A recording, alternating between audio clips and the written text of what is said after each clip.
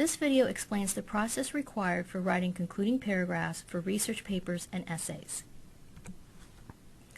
Every writing assignment, such as an essay or research paper, requires a concluding paragraph at the end of the paper. The length of a concluding paragraph will vary depending on the length of the paper and complexity of the subject discussed. Therefore, short papers will have shorter concluding paragraphs than longer papers, and longer papers may even have more than one concluding paragraph. However, this video discusses how to write a single concluding paragraph for essays or research papers that require you to analyze a primary source, such as a story, play, poem, article, or essay. The last paragraph should not bring in any new ideas. It should wrap up what you have been talking about without saying everything word for word. Summarize what you said by touching on what you have discussed in the paper, but remember that this is your last chance to convince your audience that you are right and have supported your thesis. Look back over your paper and take note of important points you made. Restate these in the last paragraph, but do not repeat them word for word. Restating means you will need to rewrite them, providing the same meaning but with different words. The transition from your last body paragraph into the conclusion should avoid cliché terms such as in conclusion, in summary, or to conclude. Since this is the last paragraph of your paper, it is obvious that this is the concluding paragraph. Stating that it is the conclusion is wordy and redundant.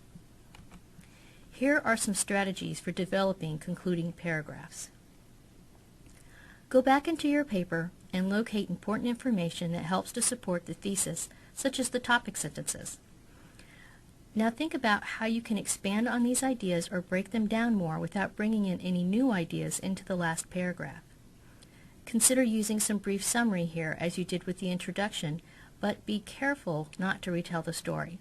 Again, briefly summarize only. Here's an example of how to get started writing a concluding paragraph using the story Salvation by Langston Hughes. Here is a topic sentence we might have used in the last paragraph of the body of the paper.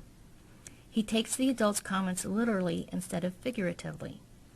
Now in our concluding paragraph, we want to say this, but not word for word. So we might try a few of the strategies discussed previously. Since Hughes is just a child in this story, he is not able to understand complex ideas related to religious faith. He wants to comply with the adult's wishes, but he is confused because he takes the remarks literally. Notice how the information is very similar, but by using the strategies previously mentioned, the sentences are restating the idea of the topic sentence without using the exact wording. Just like any part of the writing process, it takes time and practice to create polished concluding paragraphs. However, considering the concluding paragraph is the last part of your paper that your audience will read, it is worth the effort.